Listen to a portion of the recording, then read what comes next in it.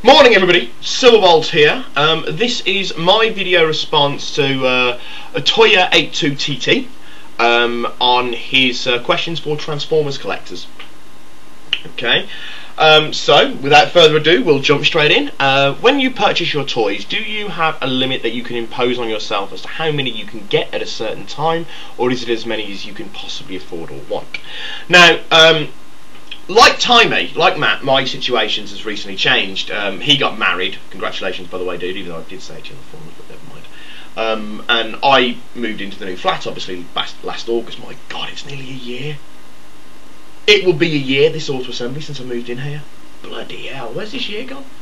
But anyway, yes, before I moved in, when I was still living with my mum, all I had to pay was my mum's rent, credit card payments, and mobile phone bill, and that's it. I'm your loan, sorry. So 4 things went out of my bank account every month, and the rest was to spend on what I wanted. So I don't impose limits, but I buy what I can afford. Since I've moved into the new flat, it's not just rent, loan, credit cards, and phone bill. On top of that, you've got council tax, you've got water bills, gas bills, electric bills, phone bills, blah blah blah, blah blah blah, blah blah blah, blah blah blah. So I've got a lot less money, than what I had.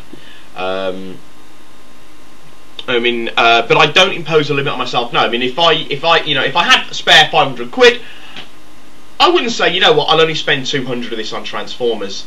If it was literally spare 500 quid, as in it was mine, I had nothing else that it needed to go on, I wouldn't say, I'm only going to spend 200 of this on Transformers. I'll go out and spend it on what I want. No limits like that. I mean, mind you, I've never spent 500 quid on Transformers. I think the most I've ever, that kind of money, £543 I spent in Games Workshop in one go, about 7 years ago, and I bought Chaos, nothing but Chaos, 500, and you're talking 7 years ago, because I wasn't even with Philly at this point. So imagine, since the price rises you've had in Games Workshop since then, and how much stuff I would have bought for £543. I mean, I remember when the store manager, Brett, actually totaled it up, and it came to something like 520, and I realised, hang on, I've got another 30 quid there I could blow. You know what? Another Land Raider. There we go. I missed my KSI. It was absolutely friggin' huge. But yeah, that was before I was with Philly. So you're talking a good while ago. I've done that now. I haven't done that since, unfortunately. I haven't had the money. But no, so I will spend whatever I want to spend, but I'll always make sure that I don't go into the black. I mean, one of the things I've been doing is saving for auto assembly, so I can actually have a little bit of a spending spree while I'm there. Okay, question 2. When you unbox your toy, do you keep any of the packaging or instructions? Well, instructions, yes.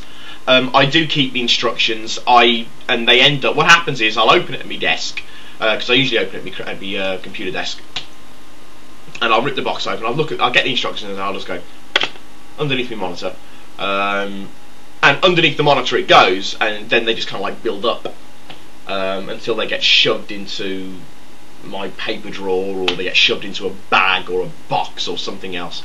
And I've probably got hundreds of instructions, but there we go.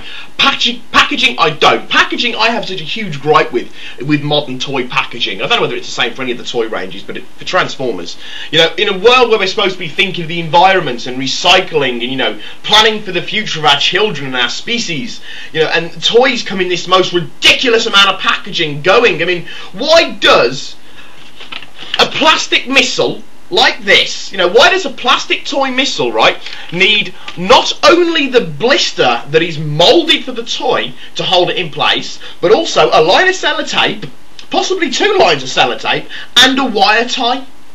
I mean, the blisters that the toys come in, that the carded, that the deluxe sizes come in, right, it doesn't need, it's moulded in, the toy, the blister is moulded around the toy, so it can't move, but they still feel the urge to put wire ties around it, and then they've got a third bit. It drives me mental. I can't stand it. I think it's just so wasteful. And yes, I realise I'm coming off like a hippie, but no, I don't keep the packaging. I think the only 2 packaging that I've got is I think I've got Motormasters packaging for the G1 when I bought that, and I've got Fort Max, because as I said in my Fort Max video, going back God knows how many years, but Fort Max was a bit of an investment, you know, because as I said in my video, he's going to pay for a new kidney. Having the box immediately increases the value. Admittedly, my Fort Max box is rather dilapidated, and it's rather torn and a bit battered around the place, but it's still the box, so... At the moment, though, it's being used to house my City Fight terrain. So that gives you some idea of how much City Fight terrain I actually have if you think of the size of the Fort Max box. Which I really must get back now, because now that I've got a Tau army, and if there's one setting that Tau really do excel at, it's City Fight. Battlesuit jumping in and out for the win! But anyway, yeah, I must get that box back at some point. It's still at my mother's. But no, as a rule, I don't keep the packaging. Now, is posing your figure for display of high importance to you? Well, that depends on the toy.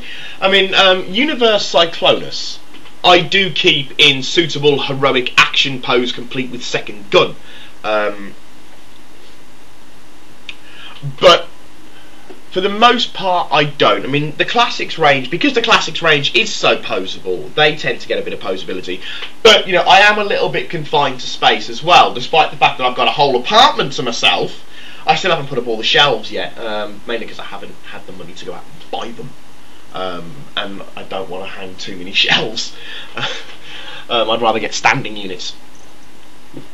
But yes, the Primes in the Classics range get posed. So that's Magnus Prime and Nemesis. I mean, admittedly, you know, it's stuff like the G1. You know, it's rather hard to pose it. You know, I mean, there's not much more you can do other than. So, but it's not overly important to pose them, though. Of course, it does make a lot more dramatic for a display.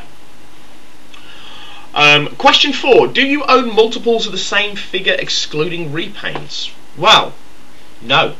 I mean, I know there are collectors out there who have got a lot more money than I do, lucky buggers, who own 2, maybe 3 copies of a toy. They'll own one for robot mode, one for vehicle mode, and one for keeping in its box. I have one of every toy I own. That's it. You know, I only want the one. I don't need, you know, 3 Universe Infernos or 3 Alternator Silver Streaks. You know, I only need the one. Not one. I think the only one I've got a duplicate of is G1 Twin Twist, and that's because I actually got sent it by mistake in an eBay auction. I just never sent it back. Yeah, he sent me what I ordered, then he added Twin Twist in there for some reason. So I've got 2 Twin Twists knocking around somewhere.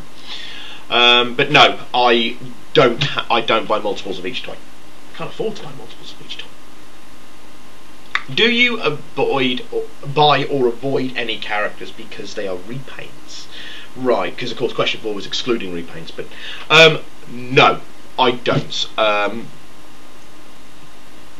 Unless if I like the toy, I will buy a repaint of a character. For instance, I said it in my Treadbolt video. Now I've got Treadbolt because I really like the toy, and of course because you can have it in 2 different modes. I mean, I bought Fracture. Looking rather dusty. I bought Fracture because I really do like the toy. You know, I really do like the Mirage mould. So yes, I will buy them. I mean, just to show you again. Universe Overload. I love this toy. I think it's awesome. It just speaks firepower and bang. And of course, it's just a repaint of Cybertron Defense Scattershot. I still want to get Universe Countdown because it's a repaint. Even though that's a repaint of Cybertron Defense Red Alert. So mainly because I like the toy. So I will buy them if I like the toy. But there we go.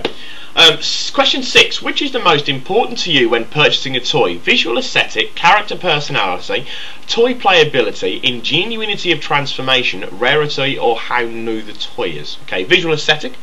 Yes. Character personality? No, I'm a toy collector. So, I mean, I bought a wheelie. But then in saying that, if wheelie was really expensive, I wouldn't have bothered. So, toy playability, well, I don't really play with them all that much, you know. I mean, I don't sit at my desk and go, aha, dee dee dee dee dee dee. So, I think how much fun you can have with a toy comes into it. You know, I mean, I will sit here and fiddle, but no, playability, I suppose yes and no on that one. You know, it's got to be funky. You know, it's got to be fun. So, ingenuity of transformation. Now, to me, ingenuity of transformation translates into awkward as shit. I mean, you could say that Masterpiece Megatron is ingenious of transformation. Look what happened to the mine. The alternators, yes, very complicated. Bang. So no, I definitely don't buy them as ingenuity of transformation. I mean, some of them have got really clever little gibbles about them. You know, Quake, for instance. But no, as a rule, no, ingenuity of transformation does not come into it because I find overly complicated transformers to be annoying. Rarity. Do I buy them because they're rare? If I can afford it, yes, I will buy a rare toy if I can afford it. Or how new the toy is? No. How new the toy is doesn't bother me. There are certain toys that, you know, I had to buy as soon as they came out. Universe Silverbolt coming to mind, Universe Cyclonus coming to mind. But I don't buy it just simply because it's brand new, spanking shiny. Otherwise, I'd simply, by now, I'd be drowning in Revenge of the Fallen toy packaging. So, question 7. Do you keep missiles, launchable weapons loaded for firing, stored on the figure, or separately? Well, a bit of both, to be honest.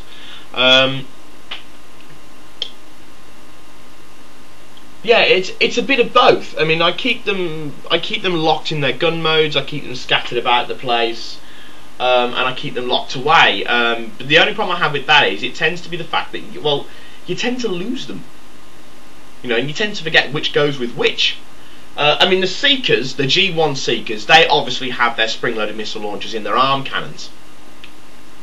But that's mainly because, well, you know, they look weird if you don't. But it really does depend on the toy. I mean, to take Universe Scattershot back, for instance, yeah, I know it's the wrong planet key, but they all work, so. You know, the spring-loaded missiles in this toy are locked away, though the spring-loaded missiles in this toy are poo. You know, they're actually kept in its mould, so it depends. I have no set rule for them.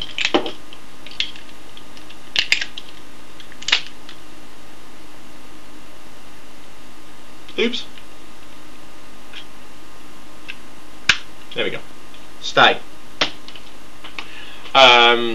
Yes, so 8. Are there characters you would not like to own simply because of who they are? Likewise, are there any toys that you would not like to own because of how the toy is made? Right, okay.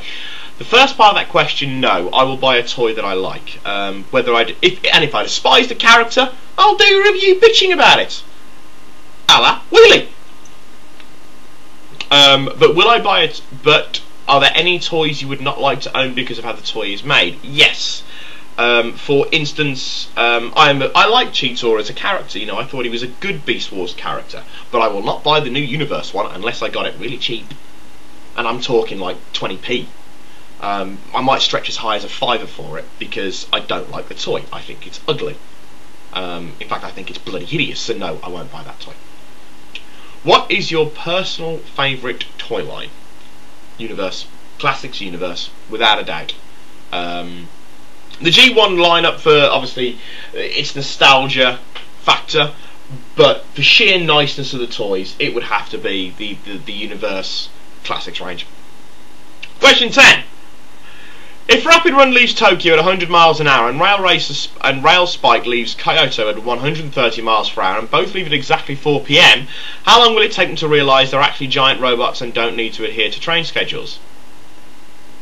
What? That's a maths question. I don't do maths. I'm not a computer. I'm crap at maths. I